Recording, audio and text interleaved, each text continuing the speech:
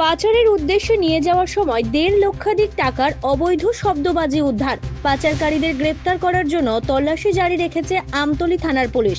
ত্রিপুরা আমতলী থানা সংলগ্ন বাইপাস সড়কে পুলিশের নাকা চেকিং চলাকালীন সময় একটি 4 চাকার গাড়িকে আটক করে গাড়িটিতে তল্লাশি চালিয়ে 10 কার্টুন বিভিন্ন ব্র্যান্ডের অবৈধ শব্দবাজি আটক করে। এই ব্যাপারে আমতলী থানার ওসি পরিতোষ দাস মঙ্গলবার দুপুরে সংবাদ মাধ্যমের মুখোমুখি হয়ে জানিয়েছেন, উদ্ধারকৃত অবৈধ শব্দবাজিগুলির আনুমানিক বাজার মূল্য 1.5 লক্ষ টাকা। আমাদের প্রতিনিয়তই যানবাহন চেকিং চলছে।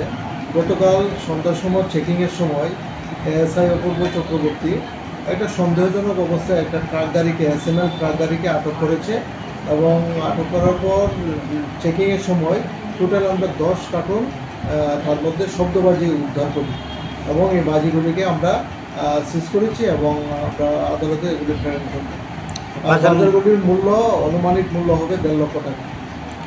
মানে প্রায় মানে আমাদের কাছে যেগুলো অভিযোগ আছে স্যার, মানে প্রায় প্রতিনিয়তই বাইপাস দিয়ে মানে বিভিন্ন অবৈধ সামগ্রী পাচার হয়। এই বিষয়ে মানে আপনারা কি পদক্ষেপ গ্রহণ করছেন? আমরা প্রতিনিয়তই চেকিং আমাদের বাইপাসে চলছে এবং রাত্রেও আমাদের কন্টিনিউ চেকিং। আমাদের এখানে নাকা পয়েন্ট আছে, এখানে রাউন্ড দ্য ক্লক আমাদের চেকিং চলছে এবং বিশেষ করে রাত্র 10টার পর থেকে সকাল পর্যন্ত আমাদের এখানে চেকিং কন্টিনিউ আমরা রাখছি এবং আগামী দিনেও এই চেকিং আমাদের চলবে এবং আমাদের কাছে যখনই কোনো ধরনের খবর আসে এগুলিকে আমরা ধরার চেষ্টা করি। আমতলী বাইপাস সড়কে অবৈধ পাচার বাণিজ্য বন্ধ করতে পুলিশের নাকা চেকিং প্রতিদিন সন্ধ্যা রাতে অব্যাহত রয়েছে। কোনো ধরনের অবৈধ পাচার সামগ্রী যেন বাইপাস সড়ক পাচারের জন্য না যেতে পারে তার জন্য আমতলী থানার পুলিশ বিশেষভাবে তৎপর রয়েছে।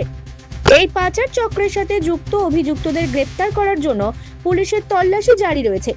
ত্রিপুরা থেকে বিক্রম কর্মকারের রিপোর্ট, জেলার বার্তা।